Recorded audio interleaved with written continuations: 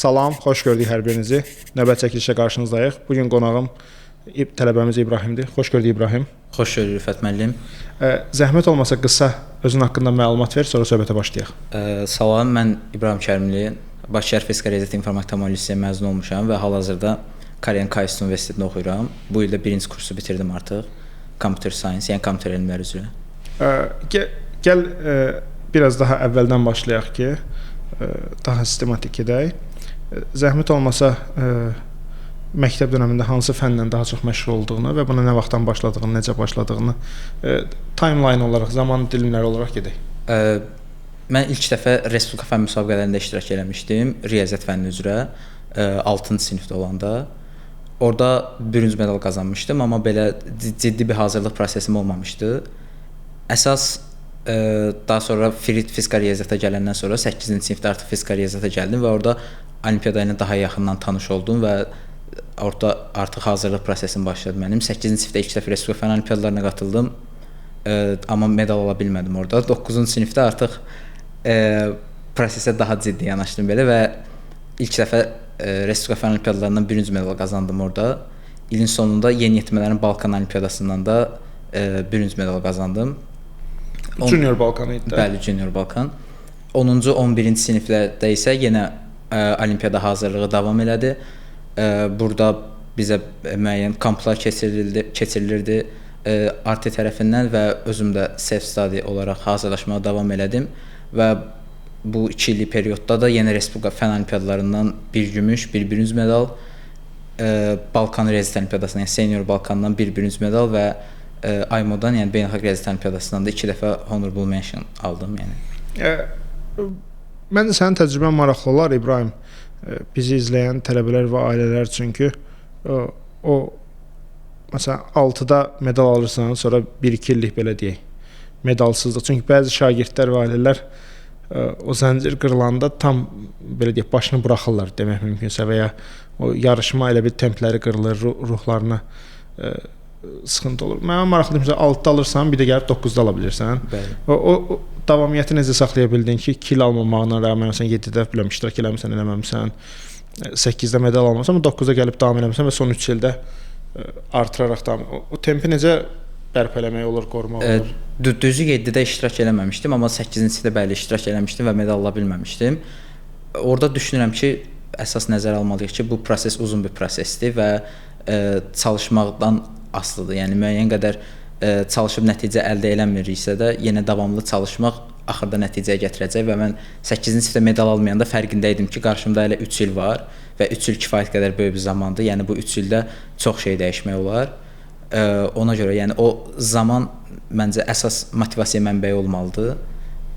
Bəs kiçik siniflərdə olan 6, 7, 8-lərdə olan şagirdlər səncə özlərində hansı vərdiş və bacarıqları aşağı yaşlardan inkişaf elətdirə bilsələr, uzun vadədə gəlib sənin kimi ölkə daxili və ölkə xarici medallar, beynəlxalq olimpiadalarda iştirak nöqtəsinə gəlib çata bilərlər. Çünki məncə elə bir o təməli necə qoymaqları çox var. Məsələn, 6-da, 7-də sənin fikrincə nələri düzgün eləmək lazımdır? Medal alsalar da, almasalar da. Düşünürəm ki, burada əsas faktor disiplindir. Çünki olimpiyada hazırlaşdığımız dönəmdə xeyli praktika eləmək lazımdır olimpiyada sualları üzərində və olimpiyada suallarda çətin olur deyə bir sual üzərində 1 saat, 2 saat, bəzən 3 saat düşünmək tələb olunur və gündə 3-4 sualla məşğul olsa artıq bu 9-10 saata çatır. Ona görə gündə 9-10 saat oxuma vərdişi yaratmalıdır şagird özündə. Yəni aşağı siniflərdən nə qədər çox oxusaq, o qədər disiplin yaranacaq və bu vərdiş yəni olimpiyadada kömək olacaq bizə. Ona görə məncə əsas orada faktor disiplindir. Bəs ümumiyyətlə məsələn yerli olimpiyadalardan beynəlxalq keçiddə özü bir işdir, belə deyək də bir məsələ. Çünki yerli olimpiyadalarda təxminən müxtəlif yarışlarda 30 nəfər qalib ola bilər, 40 nəfər qalib ola bilər. Amma məsələ artıq beynəlxalqda iştiraka gələndə yerlər 6-ya qədər kiçilir də. Bəs o daha rəqabətli komandalara düşmək bir məsələ və gedib orada medal ala bilmək də digər məsələ. Orada nə fərqli olmalıdır? Yəni elə bil orada bir neçə mənə elə gəlir ki, səviyyə var da. Bir var ki, tutaq ki, yerli olimpiyada səviyyəsində medalçı olmaq, ikinci gəlir beynəlxalq uyğun komandaya düşə bilmək səviyyəsində, daha dar komandaya. Bir də gedib artıq o öz yaşıdlarının içində dünyada beynəlxalqda məsələn nə bilim Balkanda, Junior Balkanda medal ala bilmək, ayamada ta ki honorable ala bilmək. O nöqtəyə doğru necə getmək lazımdır? Burada məncə birinci hazırlıq prosesidir. Məsələn, Respublika Fənn Olimpiadalarında biz türk materialları, Mustafa Özdemirin məsələn kitablarından istifadə edərək də Respublika Fənn Olimpiadalarına hazırlaşmaq olar.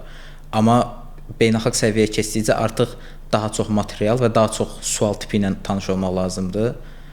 Bunun üçün də yəni şagirdlər bir çoxumuz əslən ingilis dili mənbələrindən istifadə edirik və bir sıra saytlar var.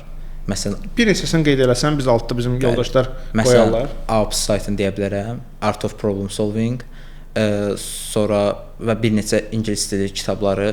Burada əsasən 4 bölməyə ayrılır: həndəsə, ədədlər nəzəriyyəsi, kombinatorika və cəbr kitabları. Hər birinə uyğun artıq spesifik şəkildə işləmək lazımdır. Belə yəni. Bir dənə o 4 başlığı deyərdin ki, bizi izləyənlər də bilsinlər ki, bütün demək olar ki, riyaziyyat yarışlarında 4 başlıqda suallar düşür. Bəli, bəli. Onu biraz daha açardın. Burada cəbirdir. Orada da əsasən funksiya, polinom və sair tipli suallar, kombinatorikadır, daha çox oyun məsələləri, sayma məsələləri və sair, həndəsə, bildiyimiz ekvivalent həndəsəsi və sonlarda ədədlər nəzəriyyəsi. Burada sadə ədədlər, bölünə bilmə və sair. Hər biri üzərində məncə artıq Respublika səviyyəsində müəyyən qədər qarışıq işləsək də, medal almaq olsa da, yəni beynəlxalq səviyyə üçün hər biri üzərində ayrı işləmək lazımdır artıq. Beynəlxalq yarışlarda hər mövzudan 1 və 2-dən sual düşür də, düz? Bəli, elədir. Sinif artdıqca sən həm də artıq universitetlərə doğru hazırlaşmağa başladın. Bəli. Hansı imtahanları verdin, nə qədər çalışdın, hansı balları yığdın? Biraz onlardan da haqqında məlumat ver. Mən ilk dəfə SAT ilə bağlı RUF-a 10-cu sinifin əvvəli yaxınlaşdım və 10-cu sinifin əvvəli mən pre-SAT-yə başladım. 10-cu sinifin ortalarında pre-SAT-ni bitirdim və SAT-yə başladım 10-cu sinifin ortalarında. Amma 10-cu sinifdə artıq il sonuna yaxınlaşdıqca olimpiadalarla bağlı xeyli axsatmağa başladım SAT dərslərin. Ona görə ilk dəfə iyun ayında 10-cu sinifdə girdim SAT-yə və orada səhv eləmirəmsə 1350 bal yığdım. 11-ci sinifdə amma AYMO-dan qayıdandan sonra avqust ayında artıq daha ciddi şəkildə başladım SAT və IELTS hazırlıqlarına. Dekabr ayında SAT-də 1450 və IELTS-də 7 skorlarını əldə elədim. Mənim maraqlıdır ki, istəyirdim ki, sən biraz da o dönəm haqqında danışasan, xüsusən o sıxlıq olan dönəmdə 10-cu sinifdə, 11-in əvvəllərində həm Respublika Fənn Olimpiadaları var, həm iştirak elədiyin Balkan və AYMA-ya hazırlıq dönəmlərinin qarışıqlığı. O dönəmi necə belə deyək, həm də SAT, bu dönəmi necə səncə həll eləməlidir? Daha indi 9-da olan, 10-da olan şagirdlər necə bu proses eləsinlər ki, bir neçə nöqtədə çatdıra bilsinlər belə deyək? Düşünürəm ki, mən orada müəyyən qədər risk də almışdım. Çünki nəticədə beynəlxalq komandaya sadəcə 6 uşaq seçiləcəkdi və ciddi bir rəqabət var idi. Yəni SAT orada olimpiyada heç seçilə bilməyib. Çünki SAT-yə mən ayırdığım vaxt xeyli azaltmışdım SAT hazırlığına. Əgər olimpiyadalar seçilməsəydim də bu həm SAT-də müəyyən qədər itirəcəkdim, həm buradan itirəcəkdim, amma yaxşı oldu. Yəni bizdə aprel ayında 2 seçmə var idi. Aprelin əvvəli Balkan seçməsi, sonu AYMO seçməsi. May ayında Balkan idi, iyun ayında AYMO idi. Yəni belə sıx bir dönəm idi. Ona görə SAT-yə belə ciddi hazırlaşa bilmədim. Yəni iyun skorum o qədər yüksək olmadı. Amma mən şagirdlərə tövsiyə görərdim ki, əgər özlərinə inanırlarsa, olimpiyadaya orada ciddi bir vaxt ayırsınlar. Çünki SAT elə bir imtahandır ki, 2 ay, hətta bəlkə 1 aya belə ciddi vaxt qoyub yaxşı skor əldə eləmək olar. Amma o olimpiyadalar bir də 1 il sonra olacaq, yəni ona görə. Anladım. Bəs sectionları neçə idi SAT-də? SAT-də 670 verbal, 780 məs idi. İstəyirdim ki, biraz o məs indi təbii dünya komandasında olmusan, məncə elədiyin səhvlərdə xırda diqqət səhvləri olubdu, amma verbal tərəfində məsələn 600 plusa, 650 plusa doğru nələrə fikir vermək lazımdır? O təcrübəni də eşitmək maraqlı olardı. Məndə əslində belə SAT çox enişli çıxışlı olmuşdu. Yəni toplam 5 dəfə SAT imtahanına girmişəm. Ona görə mən çox əziyyətli başa gəlir. Elədir. O ilkin readingdə xeyli çətinliyim olurdu. Reading mətnlərini demək olar heç nə başa düşmürdüm və bir çox sualda təxmini yazırdım. Amma artıq praktik eləyəndən sonra, müxtəlif tip suallar görəndən sonra yavaş-yavaş o alışqanlıq yarandı. Yəni mətnləri artıq full oxumağa yox da müəyyən qədər skanlayıb, başa düşüb sualı elə yazmağa çalışırdım. Əlavə olaraq da writing sectionda müəyyən qaydalar əsasındadır. O qaydaları da öyrənmək lazımdır. Belə, yəni məncə orada əsas şagirdlərə problem törədən section reading sectionıdır. O da dediyim kimi, yəni sual işləyərək yavaş-yavaş alışırsan, mətnləri başa düşmək. Məncə ümumilikdə sizdə çoxlu praktika vərdişi var deyə riyaziyyatdan gəlmə. Bəli. Siz onu götürüb müxtəlif yerlərdə istifadə edə bilirsiniz. Yəni readingdə, writingdə. Bəli, elədir. Olimpiyadada xeyli oxuma alışqanlığı yaranıb deyə gün ərzində 7-8 saatda oturub readingdə işləmək olur deyə nesəyətdən. Mən burdan baxsa burdan Abbasa da salamlarımı çatdırıram. Abbas sizdə KS-də oxumuş, indi EPFL-yə gedir. Məsələn, o vaxt Abbas yanılmırsa 2019 idi. Gələndə printer çıxmışdı. Aymodan sonra gəlmişdi Abbasgil, Muradgil. Abbasa printer çıxdı. KS-də şansı var, amma elə bil SAT balı yığması lazımdır. Abbas orada demişdi ki, nə etmək lazımdır? Mən demişdim ki, günə 8-10 saat. Amma belə texnik, belə söz xətir, yəni belə ciddi inanaraq deməmişdim də. Yəni prosta elə bir mümkün ehtimal ancaq bu dedim ki, Abbas, yəni 3-4 ayımız var cəmi. Günə 8-10 saat ingilis dili oxusan, texnik olaraq pre-internet interi bitirsən, ayılsan da yığarıq da bax. Abbas bu məsələni ciddi alıbmış həmin dönəmdə. Sağ olsun. Yəni bir aya, ay yarıma, nə bilim, pre-inter bir aya falan inter bitirdi və gəldi ayılsan 7 aldıq. Bir də writingdən həmin dönəmdə 7 aldı. Bakıda həmin dönəm 7 çox belə asan əldə edilən deyildi writingdən. Mən sonradan baxanda görürəm ki, elə belə o Abbasın riyaziyyatdan gəlmə, o eynisini danışdığımız kimi, o vərdişlər gətirir onu sadəcə başqa bir kulvarda istifadə edirsən də, başqa bir məcrada istifadə edirsən. Mən indi maraqlıdır ki, biraz da sən universitet listindən danışasan ki, hansı universitetləri təxminən, hansı ölkələri, yanaşman hansı metrikslərə əsasən idi? Yəni, niyə məsələn, filan universitet istəyirdim ki, müraciət eləyək filan faktora görə. Biraz da elə bil bu il və ya növbəti il müraciət edəcək şagirdlərə, ailələrə fikir olsun ki, ümumiyyətlə universitet siyahısında nəyə baxırdın? Mən müraciət etdiyim universitetlərdə Amerikadakı top universitetlər var idi. Bura MIT, Princeton, Stanford, Yale, UC Berkeley və s. bunlar daxildir. Orada 6-7 dənə səhv eləmirəmsə top universitetə müraciət eləmişdim. Çünki Amerikadakı top universitetlərinin birbaşa qəbul kriteriyası yoxdur. Yəni bunu elə və qəbul verəcəm deyə bir şey yoxdur. Sadəcə müəyyən şagirdləri müəyyən faktorlara görə qəbul edirlər. Ona görə düşünürdüm ki, az da olsa şansım ola bilər. Və əlavə olaraq Asiya universitetlərinə müraciət eləmişdim. Çünki backgroundum elə idi ki, yəni əsasən olimpiyada üzərinə qurulmuşdu, bilik yarışları yəni üzərinə qurulmuşdu. Çox ciddi sosial aktivitetlərim yox idi, yəni ekstrakurikular bir aktivitetlər yox idi orta məktəb dönəmində. Ona görə Asiya universitetləri də akademik nəticələrə xeyli önəm verir. Burada NUS, Nanyang, KAIST, HUKU, HUKUST 5-6 dənə də Asiya Bütün Asiya seti. 5-6 Asiya universitetinə də müraciət eləmişdim, bəli. Bəs cavablar gələndə hansı universitetlərə müsbət cavablar aldın? KAIST-dən və Hong Kong Universitetindən, yəni HUKU-dan qəbul gəldi. KAIST-dən də tam təqaüd verdi. Bəli.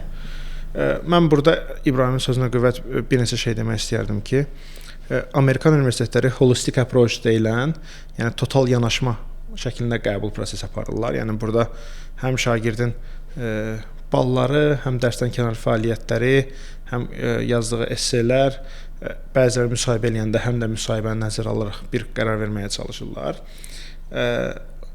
Onlar burada olimpiyada nəticəsi olmağı, müxtəlif ölkə daxili, ölkə xarici medal olmaq üstünlükdür. Amma onlar həm də o şagirdin sosial həyata necə girə biləcəyini, nə qədər aktiv olduğunu, yarışmadan başqa nələr eləyib eləmədiyini də prosesdə axtarırlar. Yəni məsələn, research paper varmı, araşdırma məqaləsi varmı, yoxmu, intern, yəni təcrübə proqramı eləyibmi, etməyibmi, məsələn, akademik yay məktəbi fürsət olubsa, o yay məktəbinə qatılıb, qatılmayıb. Bunlar hamısı medalla bərabər onlar üçün maraqlı olur. Asiya universitetləri daha düzünə baxırlar. Yəni balı yaxşıdırmı, şərtləri qarşılayırmı, medalı varmı? Yəni ona görə məsələn əgər şagirdin dünya olimpiadasına iştirak və ya medalı varsa, Nusva Nanyang yoxlamaq. Məsələn, Hong Kongda indi daha çox 3 universitet Azərbaycanlı şagirdlər son 1-ci ildə getməkdədir. Hong Kong Universiteti həm dövlət proqramındadır. Chinese Hong Kong University ilə Hong Kong University of Science and Technology. Onlar isə özləri daxili full təqaüd verməyə başlayıblar Azərbaycanlı uşaqlara. KAIS-də son 5-6 ildə yəqin ki, bəlkə də 50-dən çox Azərbaycanlı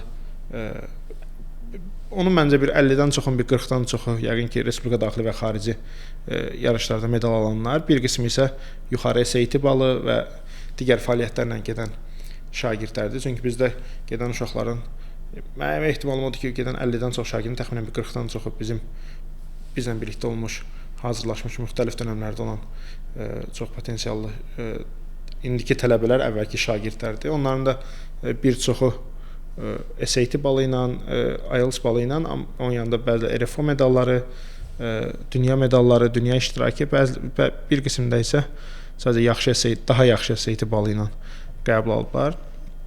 Burada indi məsələn İbrahimin siyahısında olmayan ailələrə düşünmək üçün fikir olsun deyə məncə Çini də düşünmək olar. Yəni Çində Tsinghua-dır, Pekin University-dir,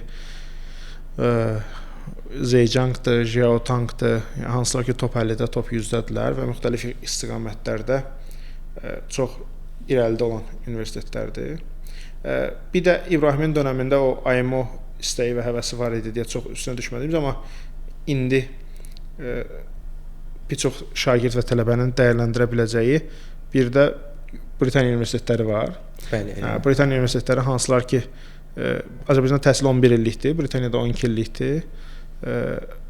Əgər şagird il ərzində 2, 3, 4 AP ala bilsə, yəni 9, 10, 11 siniflərdə yayıb ildə bir dəfə AP SAT-dən fərqli olaraq, IELTS-dən fərqli olaraq AP ildə bir dəfə ancaq may ayında olur.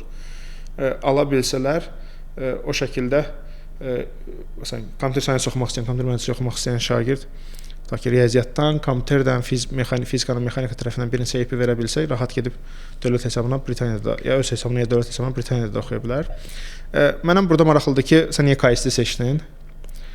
İstədim ki, biraz dincələsən. Niyə biraz KAIS-i seçdin və KAIS-ilə bağlı ilk semestr təcrübən necə oldu? İkinci semestr təcrübən necə oldu? Burada KAIS seçməmin əsas səbəblərindən biri KAIS xeyli akademik universitetdir. Yəni KAIS-də məsələn Avropa və ya Amerikadan fərqli olaraq bakalavr şagirdlərindən də artıq müəyyən dövrdən sonra research olunması gözlənilir, professorun yanında müəyyən məqalələr yazması gözlənilir və düşünürəm ki, yəni bakalavrdan artıq ciddi akademik bir universitetdə oxumaq sonrakı təhsilimdə magistr və ya PhD təhsilində də xeyli kömək olar. Bu birinci faktor idi. İkinci faktor KAIS-də sizin də dediyiniz kimi artıq Azərbaycanlı şagirdlər orada var idi əvvəldən və müəyyən bir mühit də yaranmışdı. Azərbaycan kommunitesi var idi orada və ora adaptasiya olmaq nisbətən rahatlaşdırırdı, nəinki digər universitetlərə. Yəni əsas bu faktorlar görə seçmişdim KAIS-i və ilk semestr təcrübəndən danış. Getdin? İlk semestr bəli, getdim. Biraz adaptasiya problemləri oldu, çünki Cənubi Koreyadır, fərqli bir mühitdir və o müəyyən qədər dərslərə də yansımışdı həmin dövrdə. Bizdə birinci semestr KAIS-də basic required deyilən dərslər var. Yəni hər kəsin götürməli olduğu dərslər bu 4 illik prosesdə. Bunlara fizika, kimya, biologiya, proqramlaşdırmaya giriş, kalkulus 1 və s. daxildir. Şagirdlər ona görə çox vaxt bunları birinci və ikinci semestrlərdə götürürlər ki, sonrakı kurslarda öz ixtisaslarına daha çox vaxt ayıra bilsinlər, daha diqqətli yanaşa bilsinlər. Ona görə birinci semestrdə mən bu dərslərə daha çox üstünlük vermişdim. Belə ümumi dərslərə, burada fizika laboratoriya, kimya laboratoriya və s. Ona görə bunlar da nisbətən mən high schoolda, yəni orta məktəbdə məşğul olmadığım mövzular idi, müəyyən qədər çətinlik olmuşdu. Amma ikinci semestr daha uğurlu oldu, çünki ikinci semestrdə artıq götürdüyüm dərslər computer science və maths dərsləri idi. Burada həm GPA olaraq daha yaxşı oldu, həm artıq adaptasiya daha yaxşı idi. Bəzi sosial problemlər, yemək, dil və s. bunlar da yavaş-yavaş düzəlirdi artıq. Mən burada çox maraqlıdır ki, məncə sən ilk semestr yaşadığın çətinlikləri biraz daha açasan. Çünki çoxlu ailələr Asiyaya getməklə bağlı tərəddüddədirlər. Yəni təkcə Cənubi Koreya yox, Sinqapura da, Honkonqa da, Çinə də.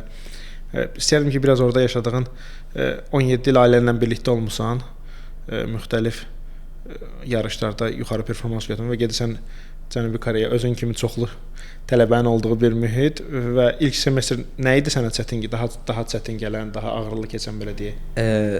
Əslində olimpiada dövründə biz həm Yaponiyada da olmuşduq, Çində də olmuşduq. Yəni müəyyən qədər belə Asiya mədəniyyəti ilə tanış idim, amma olimpiadada olanda belə bir fikir var idi ki, 10 gün sonra onsuz Bakıdayam. Yəni çox ciddiyə almırdım oradakı yaşamı. Amma burada KAIS-də olduğum dövrdə düşünürəm ki, əsas problemlərdən biri yeməkdir. Çünki Asiya mədəniyyəti tamam fərqli idi və onların milli mətbəxləri bizim ağız dadımıza görə olmaya bilər, xeyli fərqlidir. İkinci, təbii olaraq hamıda yaşana biləcək bir hal, yəni Bakıdan sarı darıxmaq, ailədən sarı darıxmaq və s. Və akademik çətinlik idi məncə universitetin üçüncü olaraq. Çünki yəni KAIS-də relative grading-dir deyə, yəni biraz daha açına şagirdlər yəni dərslərdə məsələn 80 alsan adı belə bir anlayış yoxdur. Sadəcə sinifin top bu qədər faizi A alır, bu qədər faizi B alır, bu qədər faizi C alır. Yəni belə bir müqayisə olunma kriteriyası var deyə məcbur olursan ki, oradakı yerli şagirdlərlə yarışasan və Koreyalı şagirdlər də artıq orta məktəbdən o rəqabət mühitinə alışıblar deyə onlar üçün daha rahatdır, nəinki ora xaricdən gələn bir tələbə üçün. Bu da üçüncü, yəni problem idi, akademik çətinlik. Necə həll elədiniz? Yeməyə sadəcə öyrəşməklə mi həll olunur, yoxsa orada yeməyə bir həll tapdın? Müəyyən qədər öyrəşmək, müəyyən qədər belə fast food və s.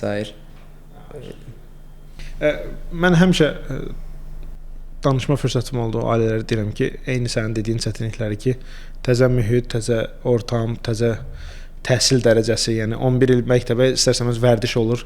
Öyrəşirsən ki, 8, 9, 10 qalxır. Amma universitet artıq yeni bir format, yeni bir düzən. Orada elə bil məncə sən qida bir tərəfdən sıxıb, evdən darıxmaq bir tərəfdən, dediyin kimi, bir tərəfdən də biologiya, kimya, son 4-5 ildə çox üstünə düşmədiyin fənlər bir anda gəlirlər ki, bəs biz də varıq.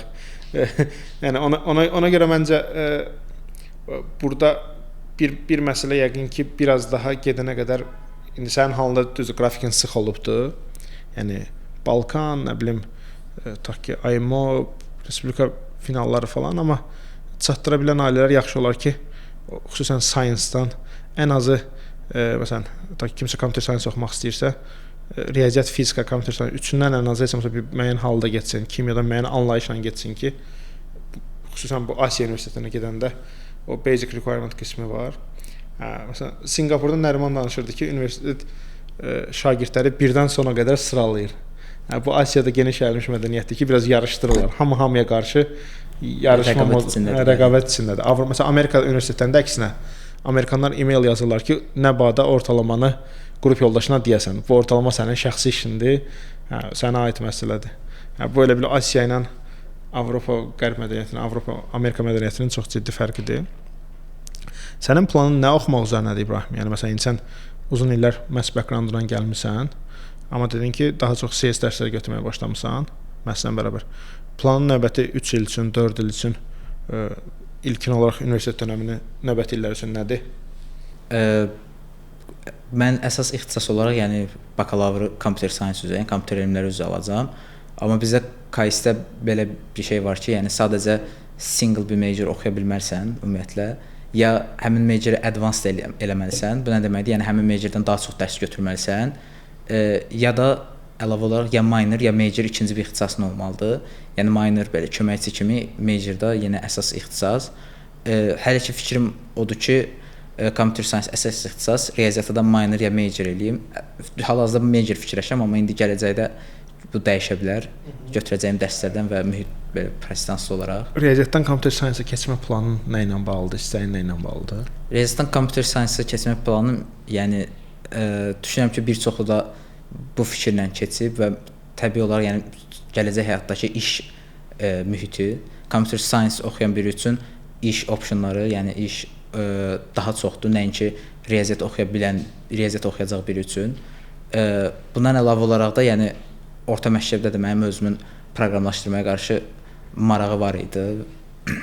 Yəni özüm şəxsi olaraq müəyyən oyun və s. də hazırlamağa çalışırdım. Yəni ona görə yəni əvvəldə müəyyən qədər proqramlaşdırmaq bilirdim deyə maraq da yaranmışdı və riyaziyyatın da xeyli burada applicationları var deyə, xüsusilə süni intellekt sahəsində, orada modellərin və s. machine learning bölməsində ona görə düşündüm, yəni kompüter sahəsində riyaziyyatı bir yerdə oxusam, həm gələcəkdəki iş imkanları daha çox alır, həm də öz maraq əhatəmdədir. Ona görə hər ikisini bir yerdə oxumağı qərarlaşdırdım.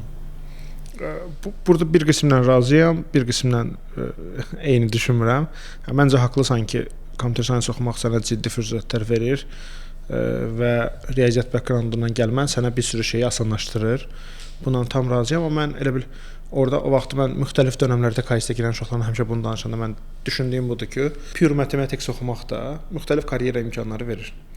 Müxtəlif modellər, modelləmələrdə, nə bilim, trading sektorda, bank sektorunda, nə bilim, süni intellekt sektorunda riyaziyyat oxumaq da ola bilər ki, çünki mənim söhbət etdiyim ailələr baxsınlar və desinlər ki, İbrahimlə Rüfət ayrı düşünür. Mən elə gəlir ki, sən kompüter sahəsi tərəfindən tam haqlısan, çoxlu ciddi fürsətlər verir, amma məhz tərəfdən də düşünürəm ki, xüsusən machine learning-in inkişafı, süni intellektin inkişafı riyaziyyatında çoxlu ciddi önünə fürsətlər verir.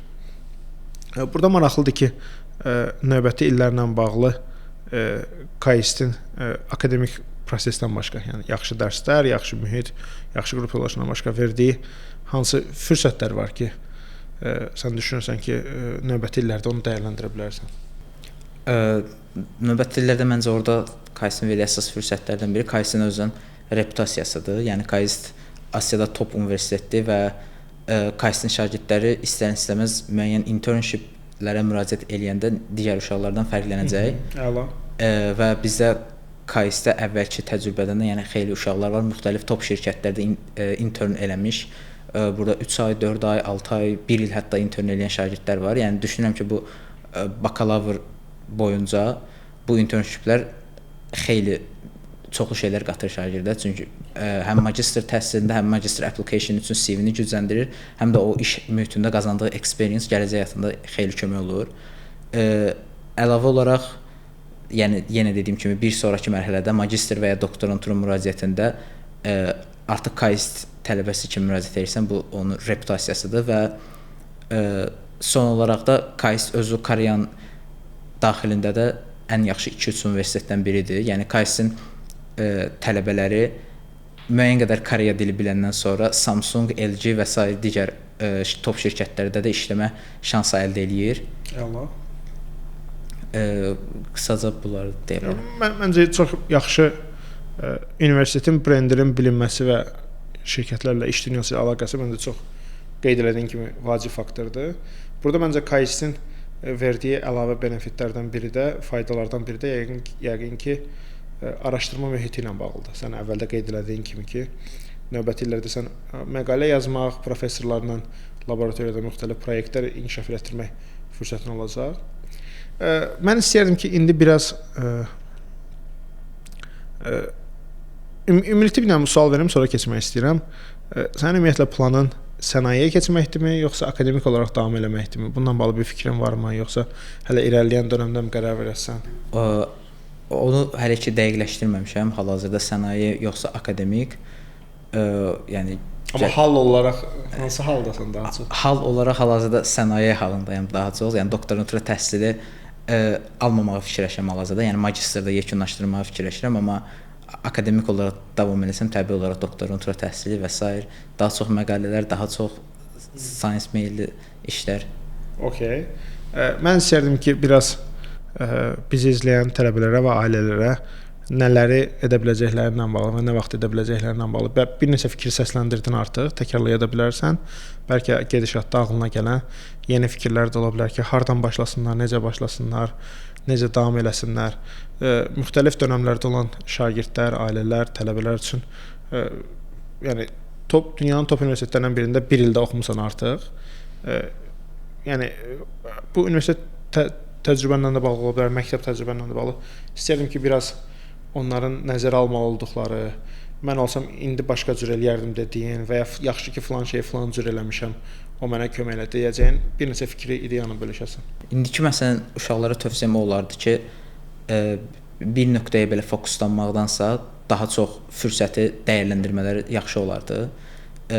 Məsələn, olimpiada dövründə mən əsasən bir nöqtəyə fokuslanmışdım və sadəcə olimpiada ilə məşğul idim, amma sizin də bayaq qeyd edədiyiniz kimi daha çox fürsətlər var. Məsələn, AP imtahanlarına şagirdlər hazırlaşa bilərlər, sonra müəyyən ekstrakurikulyar fəaliyyətlərlə məşğul ola bilərlər. Çünki orada doğru planlamadan sonra düşünürəm ki, müəyyən qədər tarazlaşdırmaq olar. Həm AP imtahanı, həm olimpiada, həm müəyyən sosial fəaliyyətlər.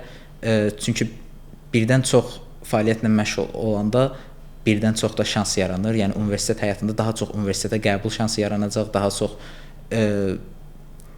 o proses, yəni düşünürəm ki, onlara daha faydalı olar. Çünki olimpiada dövründə mənim кейzimdə, yəni mənim halımda mənim qəbul ala biləcəyim universitetlər çox limitli idi. Çünki AP skorları yox idi deyə mən də Avropadan qəbul ala bilmirdim və ekstrakurikulyar aktivitetlərdə məndə az idi deyə Amerikada ona görə ehtimalı azlaşdırırdı və sadəcə Asiya halı qalırdı. Amma düzgün planlamadan sonra düşünürəm ki, şagirdlər 3 halda da eyni anda saxlaya bilərlər əllərində və 3 müxtəlif sahəyə apply eləyə bilərlər. Yəni Amerika, Asiya və Avropa. Çox yaxşı. Əla. Bu da onlar üçün yəni xeyli imkanlar yaradır. Əla. Biraz daha kiçik olanlar üçün isə məsələn hələ ki universitet dövründə 2 il var, məktəb dövrünün axırla 3 il var. 6-dadılar, 7-dədilər, 8-dədilər. Ola bilər riyaziyyata maraqları var, ola bilər kompüterə maraqları var, ola bilər başqa elm fənninə maraqları var. Nələr bir təcrübəli yerli və dünya medalçısı, iştirakçısı kimi nə deyə bilərsən? Yəni sizin də dediyiniz kimi maraqlar fərqli ola bilər. Düşünürəm ki, yəni öz maraqlarının arxasınca getsinlər və müxtəlif olimpiadalara, layihələrə qatılsınlar. Amma yəni hər hansı bir olimpiadada, hər hansı bir layihədə uğursuzluq olanda düşünməsinlər ki, bu artıq prosesin sonudur. Mən bu fəni bacarmıram, bu mənlik deyil. Çünki xeyli uzun olacaq proses. Yəni 7-ci sinif biri üçün qarşıda xeyli illər var, xeyli yarışlar var və onu da qeyd eləmək istəyirəm ki, olimpiada yeganə yol deyil. Yəni universitet müraciəti üçün sadəcə olimpiadan olmalı deyil. Biraz daha fikrini aça bilərsiniz. Bəli, xeyli opsionlar var. Adicə bizdə KAIS-də belə Asiya universitetləri belə nə qədər akademik universitetlər olsa da, burada olimpiada backgroundu olmadan gələn uşaqlar da var. Yəni universitetlər var ki, müəyyən high SAT skorları məsələn qəbul olmağa kömək eləyir. 1540, 1550 universitetlər var. Daha çox Amerika universitetləri buna aiddir. Sadəcə sosial aktivitetlər, burada volunteering, internship, sadəcə onlara olandan sonra qəbul ola bilirsən. Ona görə düşünürəm ki, yəni sadəcə düşünməsinlər, olimpiada alınmırsa mən xaricdə təhsil ala bilmərəm. Mənim imkanlarım limitlənir. Yəni maraqların arxasınca getsinlər, əllərindən gələni eləsinlər, amma alınmayanda da hələ fürsət çoxdur, yəni bir çox fürsətlər var. Təşəkkürlər İbrahim. Həm fikirlərin üçün, həm vaxtın üçün. Sən növbəti illərdə həm KAIS-də, həm universitetdə qalsan, orada və da başqa yerdə davam eləsən. Növbəti illərdə sənə bol uğurlar arzulayıram. Təşəkkür edirəm vaxtın və fikirlərin üçün. Oldu Rüfət müəllim, çox sağ olun. Mən də dəvətinizə görə təşəkkür edirəm. Sağ olun. Sağ olun. Təşəkkürlər.